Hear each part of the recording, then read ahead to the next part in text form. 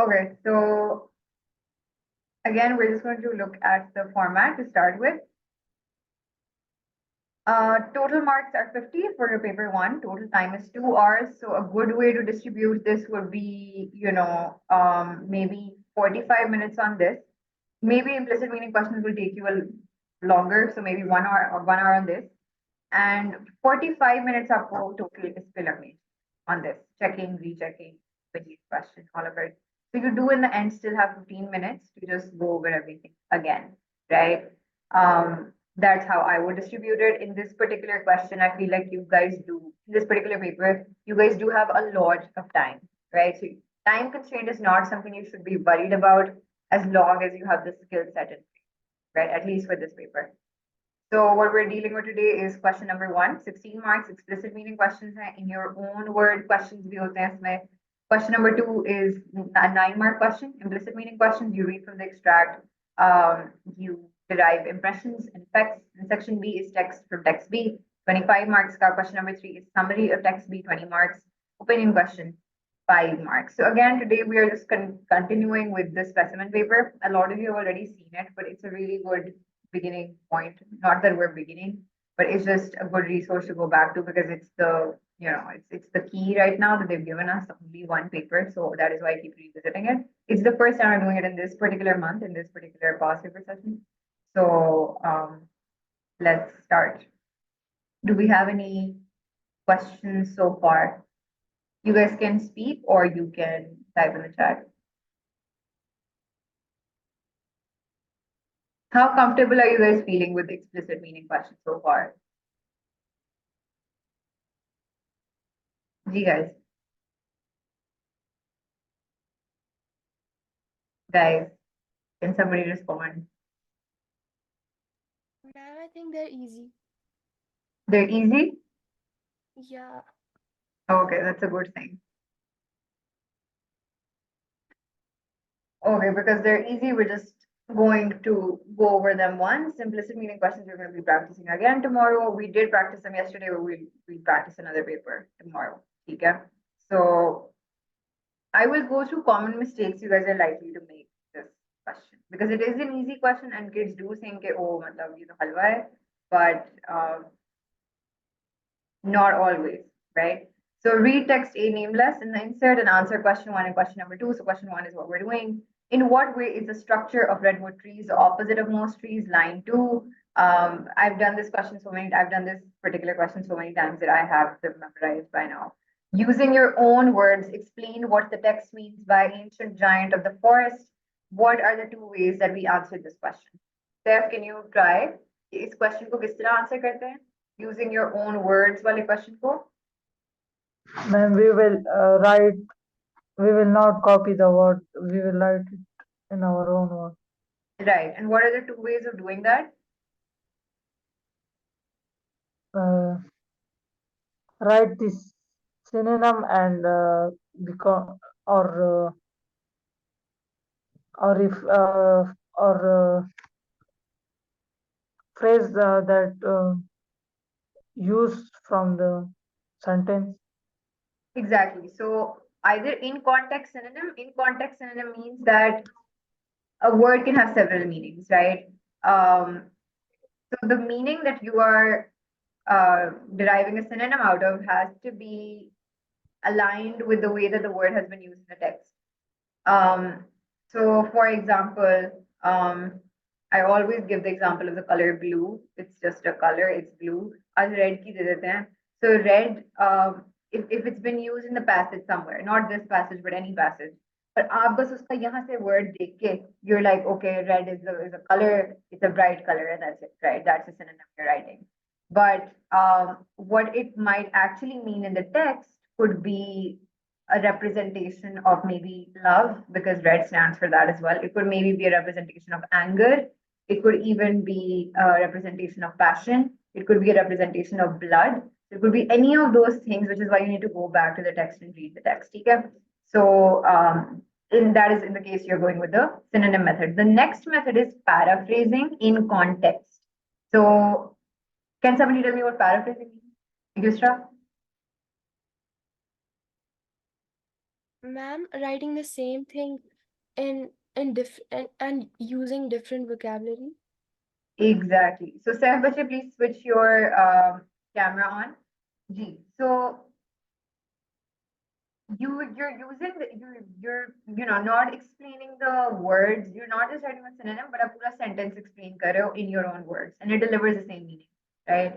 Um, so it could either be a paraphrasing of the entire sentence, or it could be synonym. Part C. Give two features of the enormous trunk of nameless that would make it difficult to begin to climb this particular tree. Lines 5 to 9.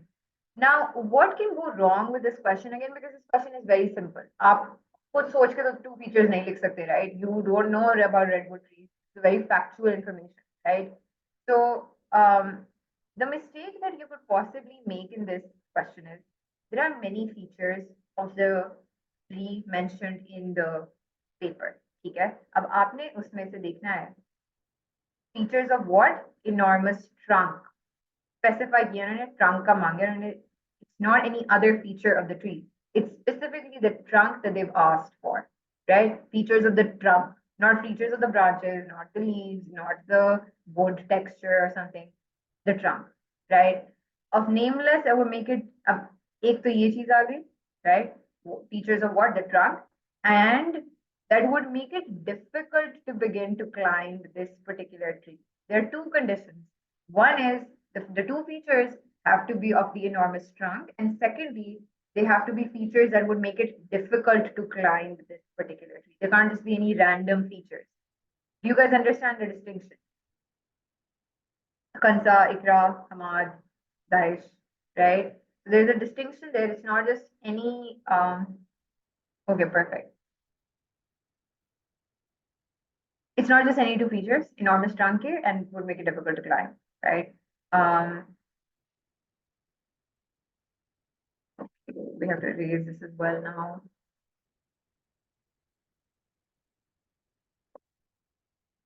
Explain what Mo is thinking when he looked again at the lowest branch of a smaller tree standing next to nameless, line 22. So again, because there's an element of explain, we do need to do a little bit of thinking, right? What is Mo thinking when he looked again at the lowest branch of a smaller tree standing next to nameless? This is a question that, by the way, almost all of you got wrong on the first attempt.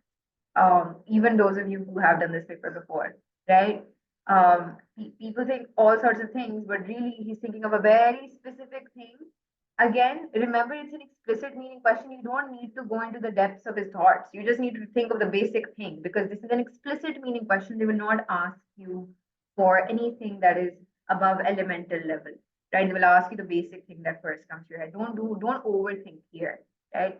You can overthink in the implicit meaning questions and not unproductive overthinking, obviously. Productive overthinking you can do in the implicit meaning questions. Here you don't need to.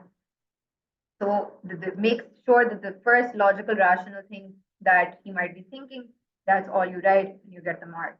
F, part 1. How does Mo feel about trying to climb nameless? Give two details from the text to support your answer. This is a 3-mark question. It has 3 elements as well. How does Mo feel about trying to climb nameless is the first element. Giving 2 details from the text to support your answer are the second 2 elements, right? पहले आपने ये establish करना है. How does Mo feel about trying to climb nameless? This could maybe be just one feeling because they just said feeling, right? If you think कि उससे ज़्यादा feelings हैं, एक दो similar feelings हैं, you can also write that, but you have to find evidence from the text, 2 details as evidence from the text to support your answer. If he's feeling happy, where does it say he's feeling happy? If he's sad, where does it say? The feeling has to be very particular. It can't be vague. You can't be saying something like he's feeling good, he's feeling bad, right? That is really not what we're looking for. So it has to be very specific feeling. And the evidence for that feeling also has to be very specific. For example, if he's feeling happy, uska evidence bilkul mukhtalif hoga from if he's feeling excited. I hope that makes sense, right? So be very clear about these. These are potential mistakes that you can make, right? During his climb, Mo discovered a problem which he had not seen when he was on the ground. What was the problem? So a lot of kids got this question wrong as well because they had not thoroughly read the insert. What did Mo decide to do to solve the problem? Right? So if you don't identify the problem correctly, automatically you're not getting this right. Explain using your own words Marwood's different feelings. So S ka word hai, which means multiple feelings about Mo climbing nameless. Give 3 details from anywhere in the text to support your answers. This is like exactly the same question, but it's not in your but it's in your own words firstly, and then it has multiple feelings, right? So maybe that means ke excitement ke liye aap ek evidence denge if that's what he's feeling. I'm just giving an example that that's not what he's feeling actually. If he's feeling worried, what evidence is there for that? And then if the third feeling is he's feeling angry, where is the evidence to support that? So 3 feelings, 3 evidences. Okay? And this has to be in your own words as well. So the इसी question को F को उन्होंने upgrade करके H में दे दिया, and you have 16 marks for that. Once we're done with this, we'll come back to yesterday's part E, which was left. So let's start. I'm going to really speedily read the insert for anybody who was not here yesterday. Okay. Mo and Marwood have finally found Nameless. They had been looking for this large redwood tree that no one had ever attempted to climb before. Wait, let me check that. Yes, that makes sense. Perfect. If anybody has any questions, you can always open the chat box or you can speak as well. Okay? They had been looking for this large redwood tree that no one had ever attempted to climb before. Redwood trees can live for more than 2,000 years and are the world's tallest living trees. Sort of a summary that they've already given you of the text, right? So you sort of see the trailer. That's what is the purpose of this small blurb. Mo and Marwood stood at the base of Nameless, peering upwards into its crown. The structure of any redwood tree is opposite of most trees, whose branches get smaller towards the top. Nameless, this ancient giant of the forest, grew increasingly complicated and more massive higher off the ground. The tree was about 100 meters tall, with a diameter of about 3 meters near its base. The trunk was an enormous cylinder of soft, crumbly bark far above the ground. A few small, wispy branches popped out of the trunk, but there were no branches on its lower reaches. Higher up still, a tangle of limbs emerged and wandered out of sight, buried in clouds of foliage. Mo and Marwood couldn't see its top. Marwood recalled that in ideal conditions, a redwood can grow from a seed into a tree that's an astonishing 16 meters tall in just its first 20 years of life. So yesterday I was telling you guys, this is the kind of paragraph from where you get your explicit meaning questions, factual information, right? 16 meters tall in just its first 20 years of life, increasing in height by nearly a meter annually. After that, it grows faster still, adding mass at an accelerating rate. It can exceed 75 meters in diameter in just height in fewer than 60 years. The growth of redwood generally slows down after the first 100 years, though by the age of 800, they may have reached a height as tall as a 30-story building. Redwoods are shade tolerant. They can survive in dark places, at the bottom of a forest, in the deep shade of their elders, where few other trees would survive. A small redwood living in deep shade hardly grows at all, but doesn't die. It goes into a kind of suspended animation. When it's hit by light, it once again grows with relentless speed. Nameless had clearly basked in light. It was huge. Why is it huge? Because if it is hit by light, it once again grows with relentless speed. And Nameless is so huge because clearly it has received a lot of sunlight. You aren't going to try to climb it, are you? Asked Marwood incredulously. No answer. Okay, just from the outset, can either Steph or Hamad tell me what incredulous means? And really quickly, just the first thing that comes to your head. His friend is going to climb a tree that nobody has ever climbed before, and a tree that is possibly very dangerous to climb as well. And he's asking him, "You aren't going to try to climb it, are you?" asked Marwood incredulously. What could incredulous mean?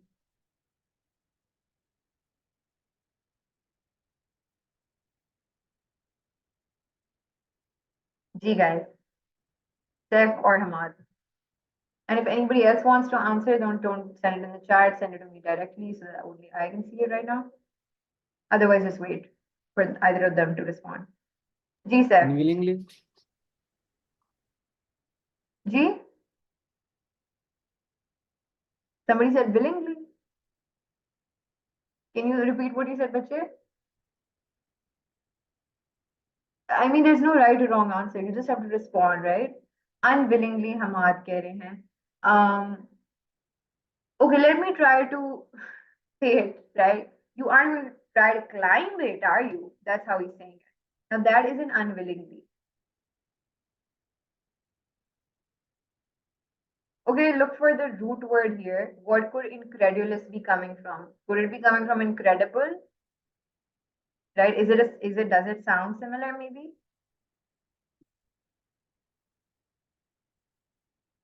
Okay, it doesn't mean unwillingly, but it does mean when you are when you find it hard to believe something, right? Like really, like are you going to try to climb it? Right? He's saying it like that. That's not unwillingly. He just finds it hard to comprehend, right? Like it's so freaky and not in a good way. Um, so that is what incredulous means in context. So I asked you specifically in context. Okay, moving on. In disbelief, exactly, Ikra. Seth, not willingly. Willingly won't be the confusingly bhi nahi hoga, right? Obviously, it does have connotations of confusingly, Zai, so I can see where you're coming from. But the exact thing would be he's, in disbelief. He's still like, what is going on? He's in that phase, right? So that isn't exactly confusing. That's more, it leans more towards astonishment. Yeah. No answer. Mo looked again at the lowest branch of a smaller tree standing next to Nameless. Without warning, he leapt, grabbed, and swung himself up onto the branch in one fluid movement and began climbing upwards. I really don't think that's very smart, Marwood warned from below. 10 minutes later, Mo arrived at the top of the smaller tree. The tree had narrowed to a pole thinner than his wrist and began swaying under his weight. Having got as high as he could go, Mo looked across at Nameless and spotted a spray of slender branches on the curving wall of a monstrous trunk. A little branch stuck out directly in front of him. Mo wanted to grab that branch. He edged closer to it, and the smaller tree began to bend under his weight. There was a gap between the branch of the smaller tree and Nameless. From the ground, Mo had noticed that gap. Expecting the little tree's branches touched the big tree's branches, providing a bridge to walk across. Mo studied the situation. If he could just reach out far enough, he might be able to grab the little branch of Nameless. Trying not to think about how high up he was, Mo focused his mind on the problem. The gap was really not very large, he thought. He would have to let go of the small redwood and make a leap up into the big tree and grasp a branch with his hands like a circus performer catching the bar of a swinging trapeze. He had to jump high, or his body wouldn't clear the branches of the smaller tree, and he'd get tangled and would fall. If I was standing on the ground and had to make this jump, I could do it, he thought. So why not up here? He tried to force his hand or just let go of the tree. Just let go. I can't watch, Marwood shouted furiously from below and closed his eyes. He dreaded hearing a scream followed by a meaty thud. And who is falling? He's expecting his friend to fall. That's what he's dreading. When you dread something, it hasn't really happened yet, right? But you think it might, which is making you dread it. For example, you think you had a terrible exam and now you are dreading results day. Doesn't mean that you already have a bad grade, but it's what you're anticipating. Okay? In the top of the tree, Mo let go and jump. He felt gravity go to zero. Okay, we're going to come back to this excerpt anyway, so I'm not going to read this. He had arrived somewhere in the lower trees or tiers of Nameless, just below the crown of the huge tree. The branches here were bigger and closer together. There was foliage everywhere, above, below, and on all sides, layer upon layer of leaves, like tents within tents. The tree hadn't looked so big from the ground, climbing upward slowly and steadily through the labyrinth. Mo lost sight of the ground. It felt as if he was passing through membrane and entering another world. His senses were overwhelmed by an impression of life all around. Flaky gray, green, and brownish plants in all manners of shapes hung from branches, drippy, frizzy, stringy, and hairy. He began picking pieces off, tucking them into his pocket. As he neared the upper surface of the redwood canopy, the lacework of the branches glowed with varied shades of green, and he broke out into the sunlight. An hour after we jumped into it, Mo arrived at the top of Nameless. It's doable, he shouted down. So yes, Samad, correct. Foliage means greenery, right? Thank you, sir. So that was a speed reading that did take quite a while because we launched into a tangent for discussion. But in what way is the structure of redwood trees the opposite of most trees? Line 2.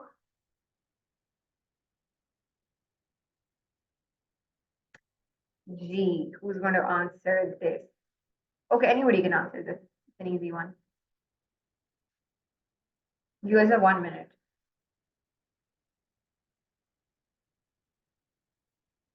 How is the structure of redwood tree is the opposite of most trees?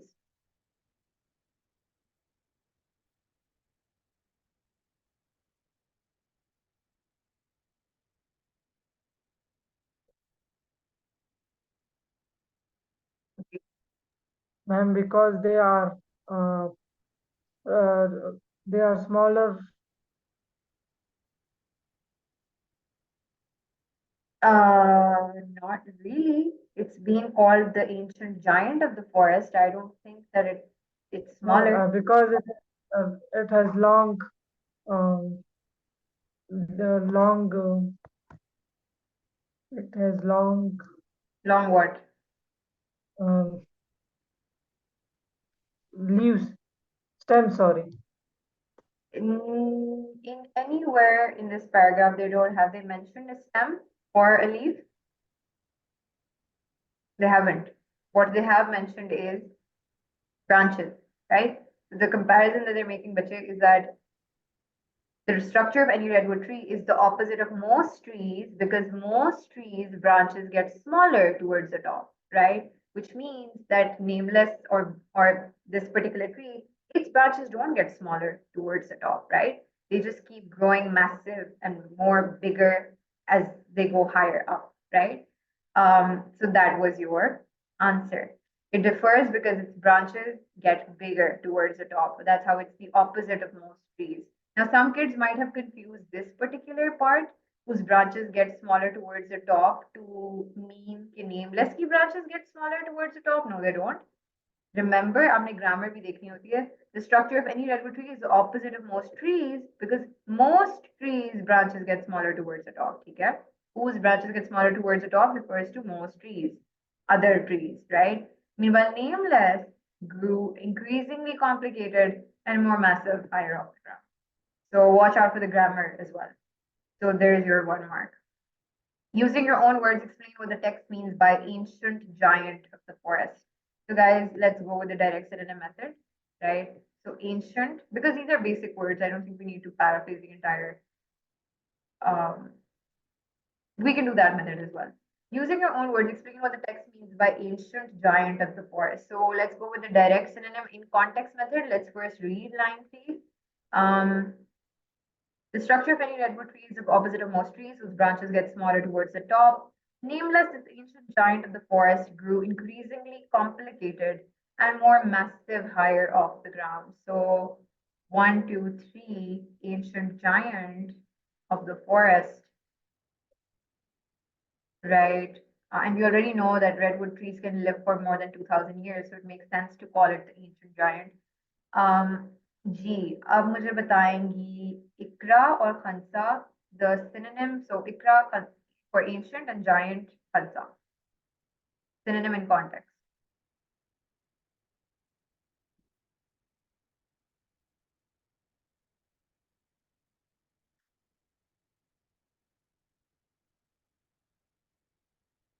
Ikra, I don't see khansa in the meeting. And even bigger. Ancient and giant. So guys, ancient ka kya hoga? Old, right? So old it will be. And ikra, what about giant?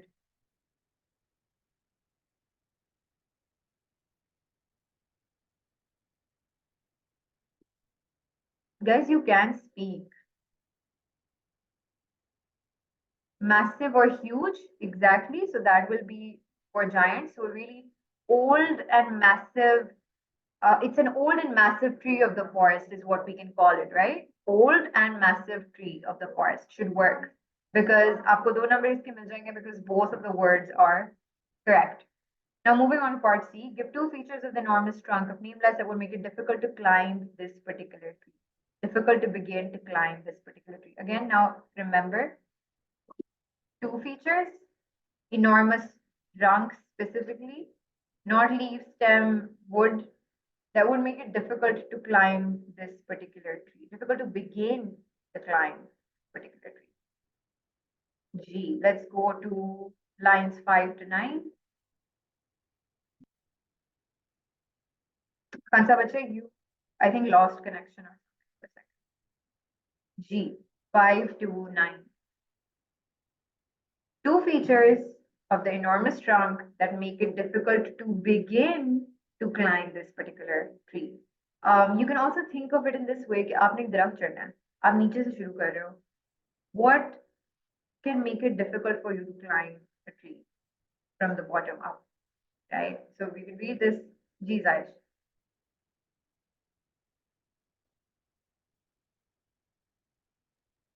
Seth? Ma'am, number one would be a soft, crumbly bark, Okay, and the Zaish, second would be just one, hold on. One. Go. branches. Sansta, I want you to answer for the next feature.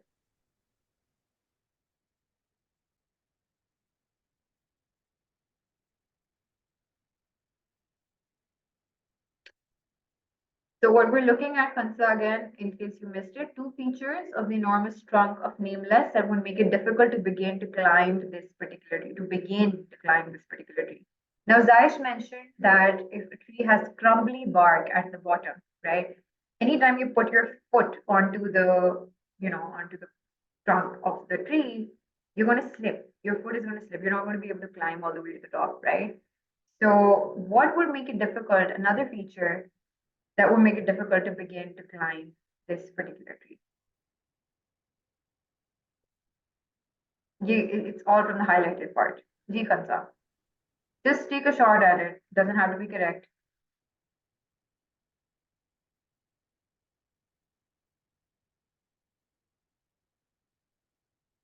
Okay, I hope you're either thinking or typing.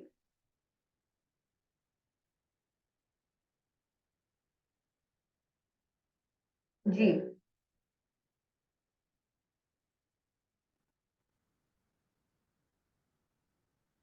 Yeah, I'm sure you all know the answer. I'm just afraid to ask you, Kansa, right now.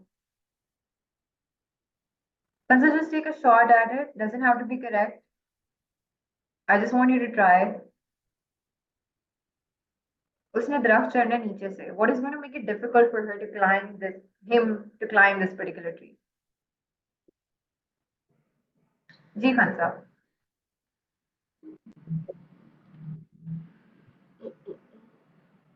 I see that your mic is on, but we're not able to hear you.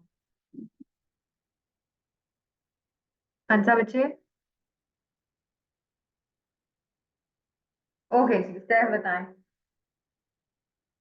Ma'am, because of its height and the Not its height. That's not an issue. We climb trees all the time. They're much taller than we are, right?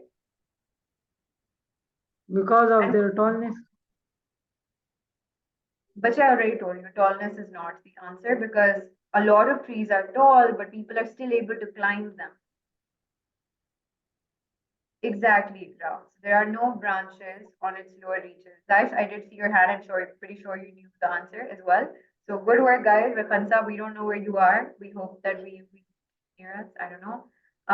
But yes, that is correct. There are no branches on its lower reach. Not only does it have soft, crumbly bark, but secondly, it has no branches on its lower reaches. How are you going to climb something? अगर उसके branches सिर्फ ऊपर और नीचे हैं, right? So this is the tree. The branches are all the way up here. There's nothing at the bottom. There's nothing here at the elbow, right? So how are you going to climb it? You can't. So that makes it almost impossible to climb this particular tree. Give two details that show the relentless speed with which a redwood tree can grow according to the text. Can somebody quickly tell me, Hamad, relentless, what does relentless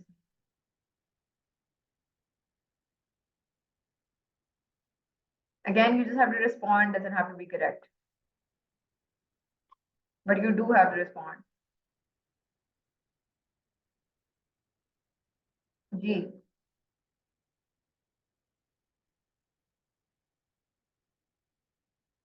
We can, if you don't know, if you don't remember the meaning, or if you don't know it, we can look for the contextual one, but let us know. Do you want me to go to the passage so we can find the contextual meaning? Guys,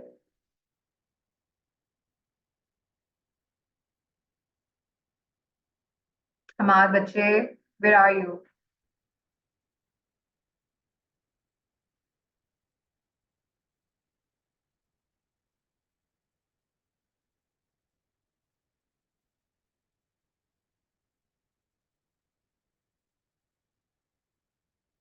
Okay, anyways,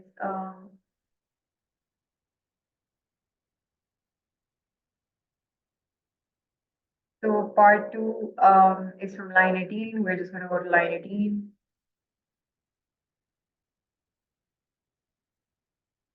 But so that's not what I asked for. It can grow a meter annually does not mean what relentless means, right? What do you think relentless speed means, right? That's what I asked. So first, I want somebody to give me the answer for what relentless.